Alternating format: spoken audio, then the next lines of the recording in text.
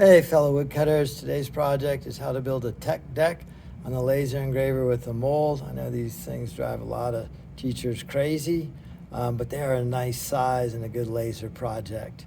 Maybe after you make them, guarantee they stay home. So I started with the tech deck, I reverse engineered it. I got all my measurements using a dial caliper. From there I went into Corel Draw. I drew it off a center line. I did the best I could. I printed it out.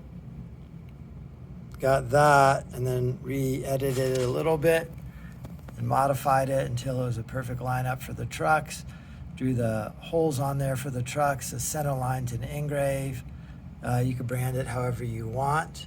And then from here, I'm gonna go out to a laser cutter and then laser cut it out. Just a single layer, 0.095 thick. There it is right there.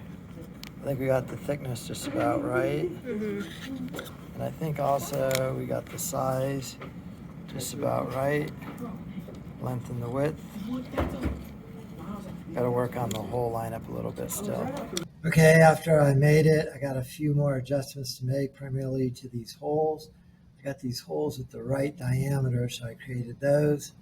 And then I'm going to grab this line, which is, I think, the right distance between the center line of the trucks. I'll grab this one and snap it right on that center line. When I have these, I'm going to select the whole thing.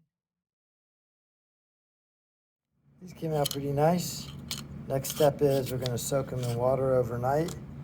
Get that wood very pliable. I'm going to put some tape over the top of the cup to hold them down in there. And then we'll put them in the press.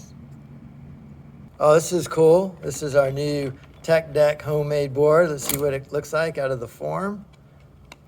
Ooh. Ooh, it works. A mahogany slice. Oh, how's it look? Oh, that thing's perfect, isn't it? Yeah.